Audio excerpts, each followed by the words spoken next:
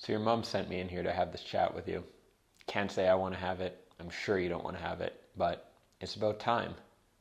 You've been learning, you've been practicing, you've been doing it on your own for a while, and now you're ready to do it with someone else. Now, your first time, it's scary, right? It's really scary, but it's important. After your first time, you'll start to feel more and more confident about yourself and about your abilities. Now, when it comes to this first time, don't worry too much about who it's with.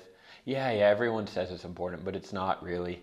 Of course, you want them to be nice and, ideally someone who's a little more experienced than you. That's actually pretty important. But in terms of beyond that, the most important thing is just getting it out of your system and getting started. Now, yes, of course, if they'll say nice things about you after, maybe write you a testimonial, even better. Okay, so you're sold, right? It's time to get your first one, get it out of your system. So let's get into the nitty gritty here of how you do it. So I want to go through 3 ways to get started as a freelancer, consultant, or coach getting your very first client. So first things first, I know we live in this internet world, right? Everyone's Tinder-ing, no one's talking anymore. When it comes to working online, becoming a freelancer, and working for yourself and having the ability to either work from home or work around the world, I want you to actually forget about the internet from time to time. And what I mean by that is I see time and time again when people think that they're working online, that means they forget about everything they've done in their normal life in terms of work experience, contacts, social circles. This stuff is gold and you should be mining it when you're starting out. So just because you want to work online doesn't mean you should forget about your offline world. In fact, I would highly, highly encourage you to focus on your offline world, what's real to you, if you will, when you get started. If you're starting out and you just go on one of these job sites like an Upwork, which I don't necessarily recommend at all, if you just go on there and start applying for jobs, you're competing with the whole world with nothing to differentiate yourself. Whereas if you stick to things you know, whether that's your own experience or your own networks or both, you've got a leg up on the competition and you've got a really good chance of hitting the ground running and getting a good, quick start to your freelancing career. As well, you're less likely to have to drop your rate to compete because you'll be working with people that you actually know who will be more likely to actually pay you, some fair kind of rate. All right, so the first strategy I'm going to cover is exactly how I got started. I used this to get my first 2 freelance copywriting clients within a couple days of starting out. Highly recommend this strategy if you have any kind of social network.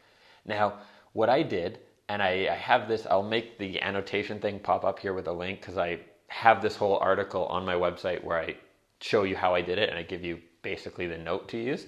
But I put up a Facebook note and I said, hey, here is what I'm doing. So in my case, I said, hey, I want to try being a writer. I think I'm good and I'll be pretty cheap and I'll work my ass off because I want to get referrals and make a good reputation. So I put this up and within a couple hours had my first interest. Like people contacted me that then became clients within a couple of days. So it worked really well for me. Now I should say I had a decent size kind of Facebook network at that point, and they tended to be people in business. So that helped the cause. But I would really recommend this. At the very least, by putting out a note like this, you're not only potentially getting clients right off the bat, but you're letting people around you know what you're doing so that they can think of you maybe 3 months later, 6 months later, when they might need someone who does what you do. So again, for this strategy, I won't get into too much details because I document it more in the written article. It's probably more useful for you that way so you can see it all laid out there. But again, essentially what you're doing is just putting up a Facebook note or a post and explaining what you're doing and then trying to get as many eyeballs on that as possible. So contacting friends, reaching out and saying, hey, could you share this? Hey, I just wanted to let you know, that kind of thing. All right, so let's say you're a designer. What you could do here is you reach out to 20 people. And I'm giving numbers here because one of the things I realized is a lot of the time when people are starting out in business, They don't realize how much effort it actually takes. If you're doing sales, usually for every 100 people you call, you might get 1 to 2 clients.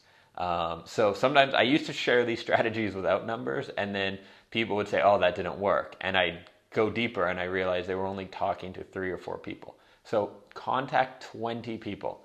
If you don't know 20 people, then be nicer to people in the future and stuff like that. I think there's probably some underlying issue going on. So contact 20 people. Yes, ideally be strategic. So the people you know that are well networked, that are in business, that maybe have their own company. And basically be very upfront. Do not hard sell them. If you start selling your network and your friends, you're going to turn people off and you're going to become a pariah. Do not do that. What you want to do is very upfront, very friendly. Just say, hey, I'm starting out. So in my case, hey, I'm starting out as a freelance writer. I think I have a knack for this. I think I'm going to be able to deliver really good results for my clients, but I'm just starting out. So I don't even have clients yet. Just wanted to throw that out there, let you know, so that if you or someone in your network is looking for a writer, someone who's got a talent and a passion for it and it's going to be cheap because I'm just starting out, then do get in touch with me. Let me know, because I'd be really excited about, working with them or working with you. As you send these individual messages, you can customize them. If it's someone you know probably needs to hire a person like you, then you can kind of pitch them directly. Whereas if it's someone who's well networked but probably wouldn't hire you themselves, then say that, hey, do you know anyone who might be interested? That kind of thing. This can create a really good snowball effect, because if you're letting at least 20 people know what you're doing, that's 20 people who are thinking about you now. You're top of mind for them, right? They're thinking about you, thinking about, hey, maybe I do know someone I could refer, or in the future, they might think about ways they could hire you. I know I do this. If I know someone who's looking for work, I will actively think about, could I use them? Is there something I could hire them for? Because it's just, part of being good-natured is kind of wanting to help people out. You will be so surprised how few people in your network will actually know what you're doing when you start off freelancing. The reason being is that there's so much noise online and so much noise in general in life now. And your average person, our networks are far beyond what they used to be in terms of size. And so a lot of people won't actually know what you're doing. You might think, hey, I decided to be a freelance writer. Everyone will now know. I can almost guarantee you 90% of your contacts won't know what you're doing. So reaching out to people specifically in a message and saying, hey, here's what I'm doing. If you have any feedback, advice, or someone you can refer me to or introduce me to, please do. This is a really good way to get started and get that first client. Now, these first 2 strategies I discussed have one flaw, and that is you need to be public about what you're doing and you need to be comfortable with that. Now, I would highly encourage you to be comfortable sharing what you're doing and just putting it out there, but I know some people just aren't, or have a job right now and are trying to transition, and so it's not really cool to put it all over Facebook that you're trying to start your own business and quit your job. So in this case, I'm going to encourage you to go a more direct approach. Now, these first 2 strategies, in general, in terms of the type of work you'd be doing with people, I encourage you to keep it fairly open. So basically saying, hey, I'm a writer, a designer, a programmer, whatever, for hire. Do you have anything you could need me for? Because usually the clients will know what they want. And this is, again, when you're just getting started. So if you put out there, I'm a great writer and I'm available for whatever you need, the potential client will think that through and say, okay, where do I need writing? Where could I use this person? And they'll come to you with a project. Now, this third strategy, I'm encouraging you to go the other direction and think of a specific service you can offer and pitch it to people. So first thing you need to do here is find people you can offer a specific service to. If you can't yet think of a specific service you can offer around what you're doing, then you may need to go back and educate yourself more on what you're doing.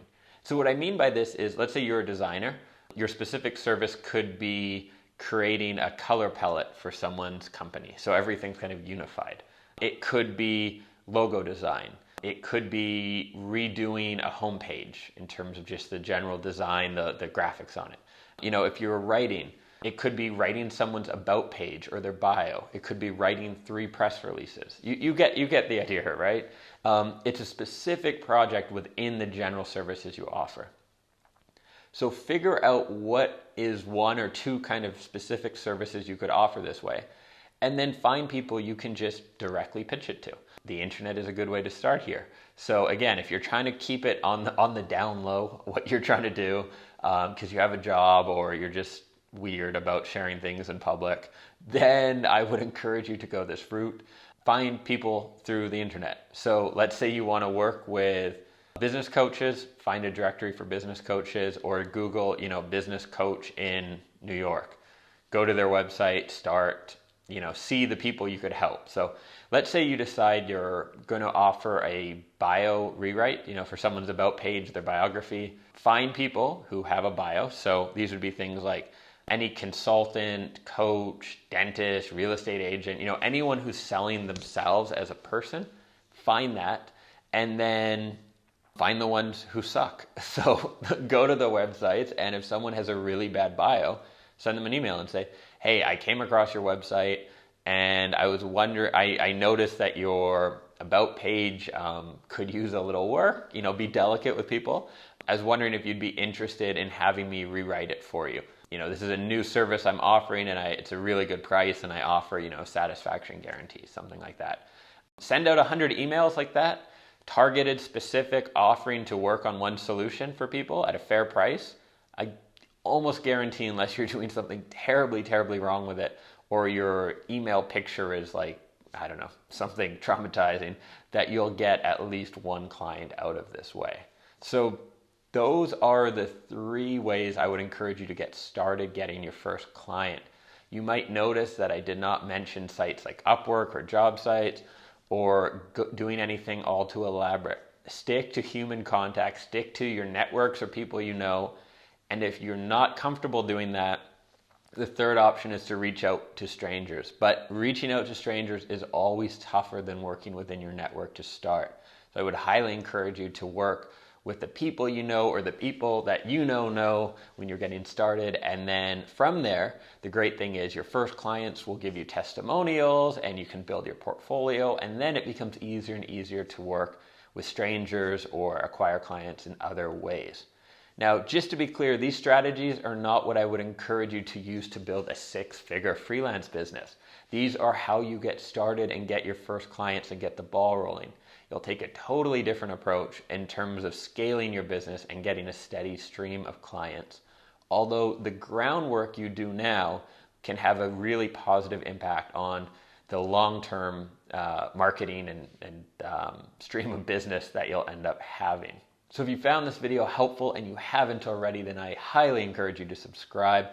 This channel is all about you and creating more freedom. So we're going to have lots more videos on marketing, on getting clients, as well as some cool stuff around confidence, around travel, location independence, and just creating a more awesome life for yourself. So that's it. If you've made it this far, you probably don't think I'm too much of a jackass. So I would highly encourage you to subscribe, stick around, and watch some more of my videos. Cool. Thanks. Ciao.